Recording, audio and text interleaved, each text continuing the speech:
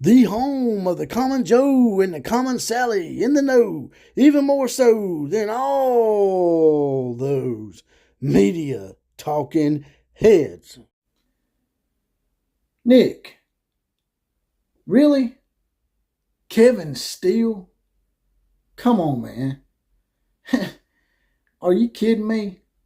You know, there's always a point in a legendary coach's career or a player's career that you can point to and say, that was probably when things started sliding. That's when things probably started slipping, and maybe they should have rode off into the sunset while they were still on top. I think that this moment right now, with Kevin Steele and some of the other hires he's made here recently, we might look back at this and say, that was that point. Let's talk about it.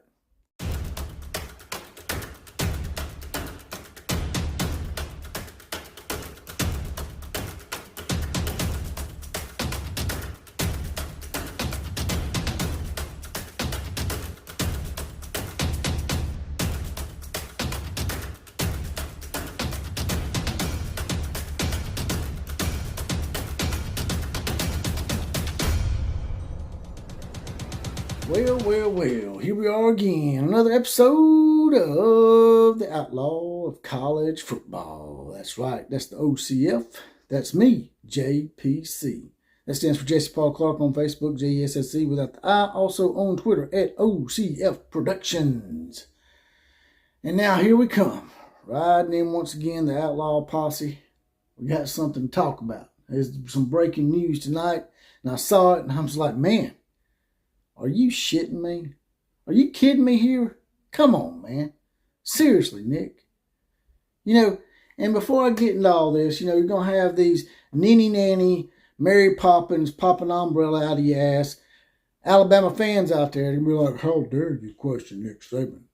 I think we'll just go what Nick Saban says because you're just some common Joe out there that don't, you shouldn't be able to criticize Nick Saban. He makes $11 million a year. He's won 7 national championships. Well, let me tell you something. We do get to question Nick because, like y'all said, he's an $11 million coach. We pay him a lot of money. And when he's doing something that ain't right, he needs to be called on it just like any other human being on this earth. So, let's not start with all the how dare you question Nick Saban BS. Because this hire is probably, to me, one of the worst hires he's ever made. Now, he may end up proving me wrong. He may bring Kevin Steele in here and put him through that Saban car wash once again, clean that crap off of him that he got on him from numerous bad stints at Clemson, at LSU, decent at Auburn, and even going back to his first year with Nick Saban. He only lasted 1 year with Nick Saban in 2007. That's when Nick Saban got rid of him and Major Applewhite. Sort of ironic that Nick got rid of both the offensive and defensive coordinator this year, and he brings back Kevin Steele. I just don't get it, man. The guy's been horrible to me overall. Sure, there's been glimmers of great defensive coaching in his career, but there's been more bad instances to me. What they don't want to mention in all this is that the one time that he was a head coach at Baylor, he was horrible. I think he won like 3 games in 3 years, or 4 games in 3 years, something horrible. And let's not forget, since we're going back in time, we'll fast forward a little bit here to his little stint at Clemson. One of the most embarrassing stints as a defensive coordinator I've ever seen. These guys give up 70 points to West Virginia in a major bowl game. This wasn't like Clemson was having a down year and they were playing the Liberty Bowl or some shit, and West Virginia just happened to be in a lower tier bowl and was misseeded, and they were like 10-2, and Clemson was 7-5 or some shit. They were in the Orange Bowl, man. It's a big time bowl. And he got 70 put on him. It just frustrates me because he took all this time and effort. And he would have been better off keeping Todd Grantham at that point. At least Todd Graham's been back here through the system. He's never been a defensive coordinator at Alabama. Kevin Steele's already been here before, and you only let him stay here a year, Nick. It reeks to me of a lazy hire. Now, people going to come in here grilling me and shit and saying, man, Nick Saban hadn't lost it. Look at his #1 recruiting class. Yeah, okay. He got a #1 recruiting class again. That ain't going to mean anything if you keep bringing in the wrong people. Look at Pete Golden, for instance. He brought him in, and because people were telling him to get rid of him, the way Nick Saban does is because, he's been so successful, he thinks that he's never wrong. Well, everybody's wrong every now and then, Nick. And you held on to Pete Golden way too long, man. And that's what happens to legendary coaches and players when they get into the twilight of their years, or when they're getting to the point where they really, Father Time is catching up to them. They just start being belligerent and don't want to take advice or listen to anybody. And it's always been there.